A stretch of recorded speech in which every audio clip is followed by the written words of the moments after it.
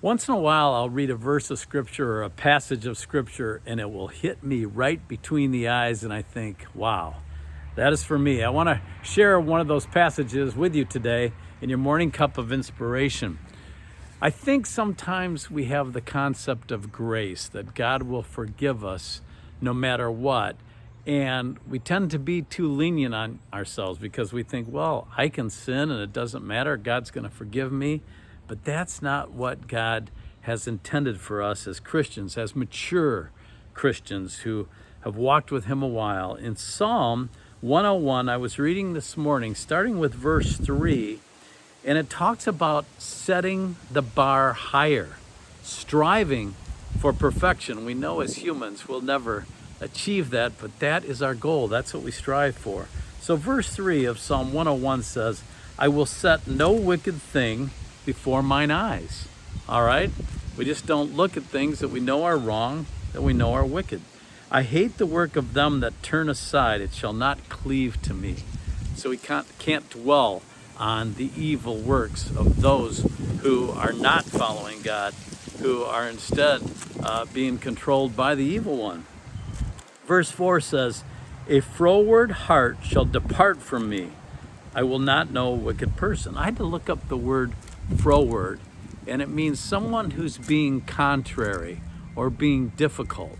So we don't want to have a difficult heart. We want to be open to God. We want to follow His leading. We want to be cooperative with His plan for our lives. Verse 5 says, whoso privily slandereth his neighbor, him will I cut off. Him that hath an high look and a proud heart will I not suffer. We don't want to be haughty. We don't want to be too proud, and we want to talk well of people. We don't want to talk behind someone's back. We don't want to slander them, especially our neighbor, our good friends, those we trust and we love.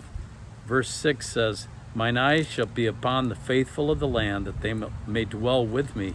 He that walketh in a perfect way, he shall serve me. There's that word, perfect. We need to strive to walk in a perfect way before the Lord. I know that's difficult, but that needs to be our goal. And verse 7 says, he that worketh deceit shall not dwell within my house. He that telleth lies shall not tarry in my sight. We want to tell the truth, for Jesus is the way, the truth, and the life. We need to have His truth in our hearts. We need to want to serve Him. We want, whenever we fail Him, we want it to hurt. We want to say, oh, Lord, I'm sorry. Please forgive me. I'm going to do better that's next time. And that's what we need to do right away when we fail, because we're going to fail, but we need to try and fail less often. We can't take advantage of grace. We need to strive to be perfect as He is perfect. I hope that helps you today. It's time for us to mature in our walk and do what He wants us to do. God bless you, and I'll see you soon for another morning cup of inspiration.